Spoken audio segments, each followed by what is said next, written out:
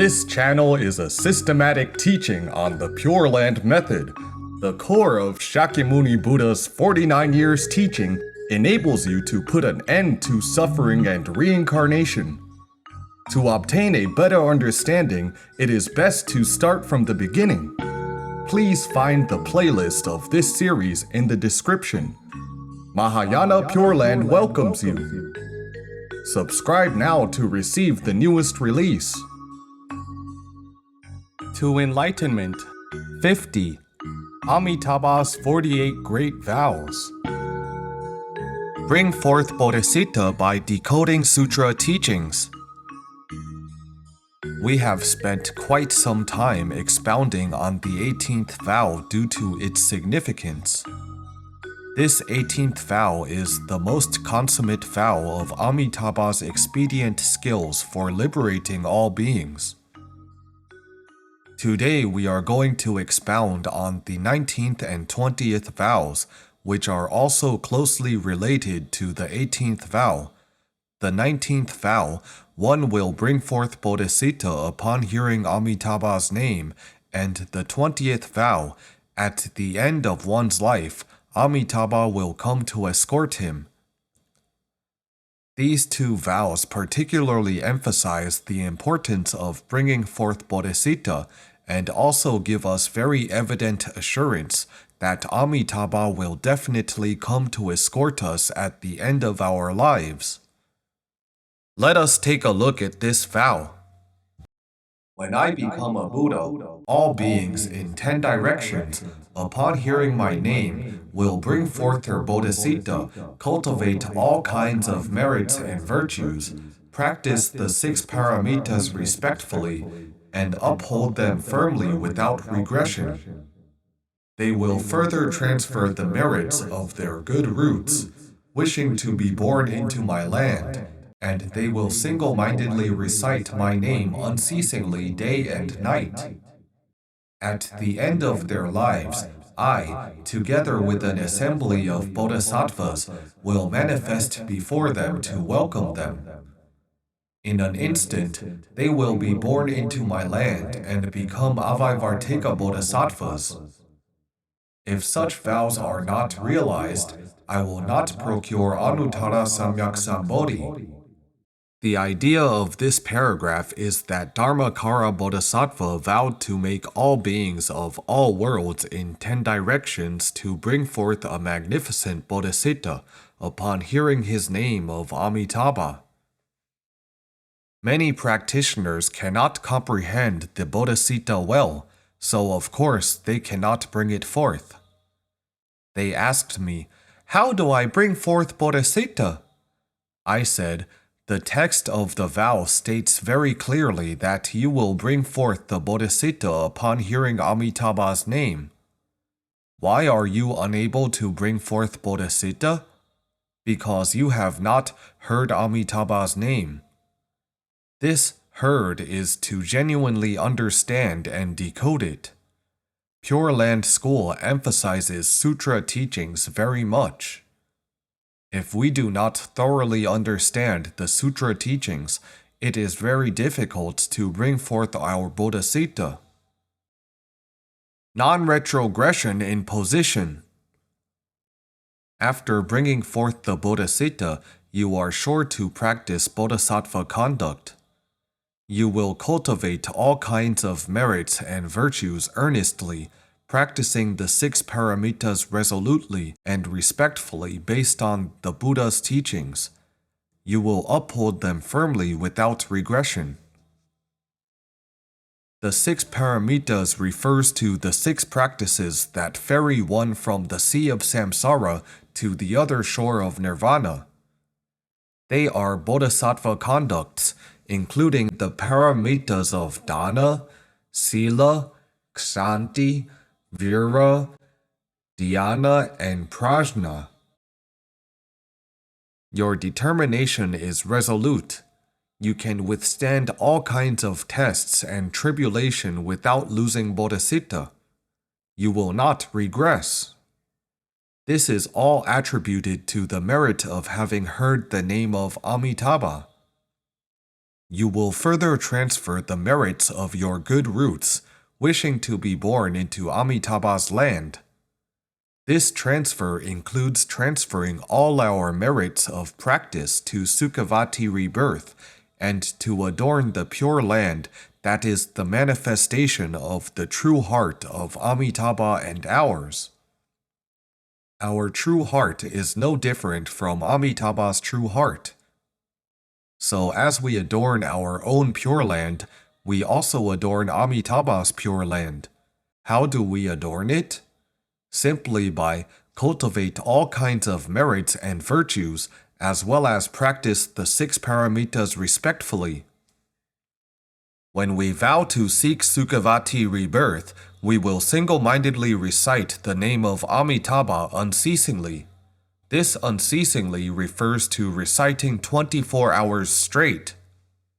When the recitation lasts 24 hours unceasingly for 1 day, 2 days, or up to 7 days, it can then be called the actual Buddha retreat. Our retreat doesn't count as an actual retreat. We are learning Sutra and Dharma teachings, plus when having leisure time, we dignify our heart, right our mind, cut off desire and worry, as well as diligently practice with compassion in one focus. We belong to this type. It is very different from the retreat that is described in the Amitabha Sutra. But for beginners, it is very difficult due to not having enough physical strength. What can we do? We can start from 1 day and 1 night. For instance, during the weekend, we can take 24 hours to practice our skills. This is single-mindedly reciting my name day and night unceasingly. This kind of practice is very good.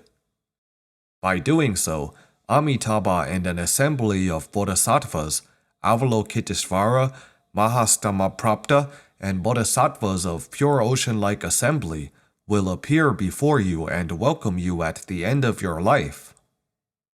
In an instant, you will transcend space and time and receive Amitabha's escort. Master Lianchi described in the verse of vowing to attain Sukhavati rebirth, you will instantly arrive at the lotus pond in the time of bending and stretching one's arm. You have attained Sukhavati rebirth and become an Avaivartika bodhisattva. You felt it was just a split second. Avaivartika bodhisattva is called a Three Non-Retrogression bodhisattva. Non-retrogression in position, in cultivation, and in mind. What is non-retrogression in position? It refers to Srotapana, the first attainment in Hinayana Buddhism. They will never fall into the 3 evil paths of samsara again, and will attain arhathood after making 7 rounds of reincarnation between human and heaven realms. Thus, their position will not regress. In the perfect teaching of Mahāyāna Buddhism, it refers to bodhisattvas at the first stage of faith. The reason why we cannot transcend the 3 realms of desire, form, and formlessness is simply because we have not attained non-retrogression in position. Non-retrogression in cultivation. The next level will be non-retrogression in cultivation. This cultivation refers to bodhisattva conduct. They make a vow to liberate all beings pervasively, practicing Mahāyāna. Their cultivation will not fall back to Hinayana no matter how much difficulty and hardship they encounter. They have become Mahāyāna bodhisattvas. Generally speaking, people who practice Hinayana regress easily because they do not have a big enough heart. However, their retrogression does not refer to making evil karma and degenerating, but refers to their minds of liberating all beings. There is a story in a sutra about Venerable Sariputra. He was not willing to liberate all beings because he felt that all beings are very difficult to liberate. Later, he brought forth a great Bodhicitta to transfer his practice from Hinayana to Mahāyāna. So he went out to look for opportunities to help others. A heavenly being of Triyastrimsa transformed himself into a man and cried by the road to test him. Venerable Sariputra asked, "Why do you cry? What affliction do you have? How may I help you?" This person said, "My mother is ill. No medicine can save her. The doctor gave a prescription which needs a very special drug primer. I cannot find it." Sariputra asked, "What drug primer is it?" He answered, "I need the eye of an arhat." Upon hearing this, Sariputra said, "Good, I am an arhat. You need the eye of an arhat, I can give you one of mine." Since arhats have attained celestial eyes, they do not need flesh eyes. It is not easy to find an opportunity to help others, so he dug out his eye. But this person said, "Why did you dig out your eye so fast? I need the right eye. Why did you give me the left eye?" Sariputra said, "Why didn't you say it earlier? Okay, you want a right eye, I'll dig my right eye out for you too." The man took the eyeball, sniffed it, and said, "Such a foul odor!" He threw it to the ground, stamped it with his foot, then left. Sariputra immediately regressed. The Bodhisattva way is really difficult to practice. Look, Sariputra demonstrated for us that it is not easy. This is not resolute with no regression. Why do we regress from Bodhisattva aspiration? It is because we attach to phenomena. We regard these illusory realms of dream bubble shadow-like as reality. When we regard them as actual existence, we will regress easily when encountering frustration or obstacles. We forget that all phenomena are illusory. Non-retrogression in mind. Lastly, there is non-retrogression in mind. This means that our heart is unmoved and thoughts no longer arise. We will eternally stay in the state of thusness, the one true realm of reality, and will not regress to the state of having heart moved and thoughts arisen due to our every thought flowing into the sea of sarvajna. This sea of sarvajna refers to the sea of self-nature, the thusness. Our every thought will return to self-nature, leading us to become a Buddha at last. This is called non-retrogression in mind. Avaivartika Bodhisattva is the Bodhisattva of Three Non-Retrogression. Once we arrive in Sukhavati, we will attain this level. Amitabha told us, "If such vows are not realized, I will not attain Anuttara Samyak Sambodhi." Now that Amitabha has attained Buddhahood 10 kalpas ago, it reveals that his vows have all been completed. Just think about it. We will attain such extraordinary merits once we get to Sukhavati. If we genuinely understand and are clear about it, how is it possible that we do not want to go? If we still do not want to go, we are either ignorant or arrogant. Ignorant people are the people who do not want all good things. Arrogant people think that they are terrific and do not need to go. Both are topsy-turvy. It is really difficult to cultivate the Bodhisattva way in the 6 realms of our Saha World, but it will not be difficult once we get to Sukhavati. Why? Because we would have the blessing of Amitabha. As stated in the Sutra, that one can edify all beings in all worlds with the armor-like great vow and will not regress. Shifu often reminds me, in my life, in order to propagate Dharma to benefit all beings, I have encountered a lot of frustration and obstacles, mostly due to jealousy. People don't support you, they even vilify you. You must endure and not regress in your aspiration of the Bodhisattva way. Sometimes I eat together and chat with Venerable Sheng Miao, who marvels very much at the forbearance to indignity that Shifu has demonstrated. He read many patriarchs' biographies and found that most patriarchs endured much for the first half of their lives, but no one would obstruct them from liberating and edifying all beings in their later life.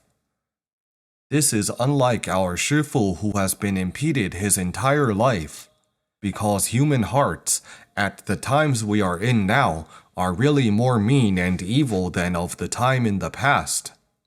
Shifu said to me, "Propagating Dharma in your generation, the hardship which you will encounter would probably be 5 to 10 times more than mine." Upon hearing this, I was stunned. Why? Shifu said, "It is because there is no longer the traditional culture to educate people about ethics, morality, and causality. Human hearts will be more degenerated, more harsh, more crafty, and more evil than in my era.